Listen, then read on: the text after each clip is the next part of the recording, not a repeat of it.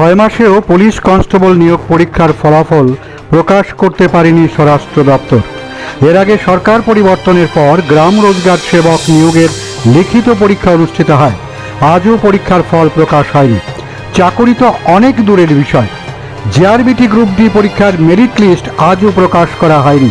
সোমবার চাকরি প্রার্থীরা আন্দোলনে নামে ফায়ারম্যান নিয়োগের পরীক্ষায় অনুষ্ঠিত হলেও আজও ফল প্রকাশ হয়নি। চাকরি প্রার্থীরা এবার ভোট শেষ হতে না হতেই আন্দোলনে নামতে শুরু করেছে। রাজ্য পুলিশে কনস্টেবল পদে পুরুষ এবং মহিলাদের জন্য 1000 শূন্যপদ পূরণের উদ্যোগ নেওয়া হয়েছিল। গত 2021 সালের 10 সেপ্টেম্বর চাকুরির জন্য বিজ্ঞপ্তি জারি করা হয়েছিল। পরবর্তী সময়ে করোনার কারণে শারীরিক পরীক্ষার তারিখ পরিবর্তন করে 2022 সালে নেওয়া হয়। চলতি বছরের 28 জানুয়ারি হয় লিখিত পরীক্ষা। 6 মাস হতে চলল, এখন পর্যন্ত ফল প্রকাশ করা হয়নি বা কোনো ধরনের বিজ্ঞপ্তিও জারি করা হয়নি। বাধ্য হয়ে কনস্টেবল পরীক্ষার প্রার্থীরা পুলিশ সদর দপ্তরের সামনে বিক্ষোভ প্রদর্শন করে। কি বলছে তারা শুনুন একবার। এটা 2021 সেপ্টেম্বর মাসে আইছে। প্রথমে 500 পোস্ট আসছিল, তারপরে এটারে মানে বাড়াই এসিরা এটারে 1000 করা হয়েছে।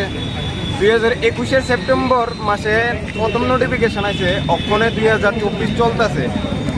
2024 জুন মাস চলতেছে, এখনো কোনো মানে ইউই নেই।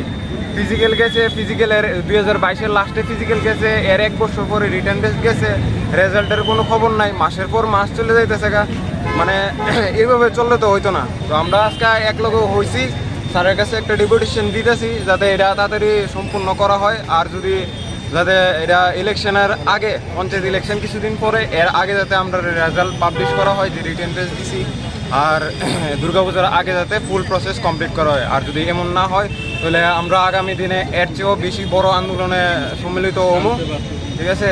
নাহলে কারণ কে সবারই এনে বয়স যাইতেছে গা, ঠিক আছে? মেয়েরাও বাচ্চা প্রেশার দিতেছে, বিয়ে দিয়ে লাগবে এরকম। তো তারা পড়াশোনা করছে, একটা কিছু করার লিগে, তো তারা যদি বিয়ে হয়ে যায় তাহলে কী লাভ হইব? বা আমরা এনে একবার একটা ভ্যাকেন্সি বেরিয়েছে, এটারে ফুলফিল করতে 3 বছর, 4 বছর, 5 বছর।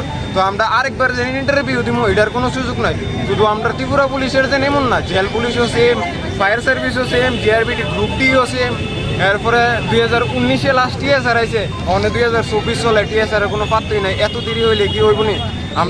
আমরা বেকার দিকে আমরা কি মানে আমরা যেমনি খুশি এমনি ইয়ে করবো, এমনি তো হইতো না।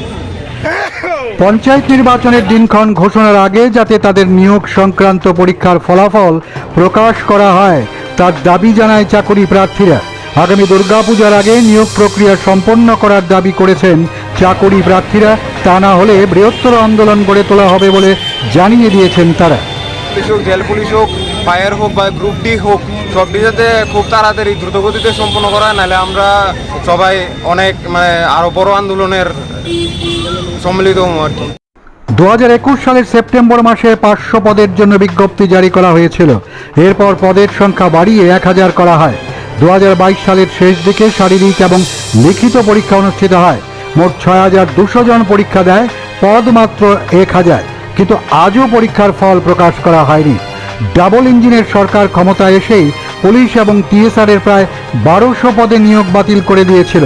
সরকারের 3 বছরের মাথায় বিজ্ঞপ্তি জারি করে বাতিল করে দেওয়া হয়েছিল শিক্ষা ও রাজস্ব দপ্তরের প্রায় 3600টি পদ।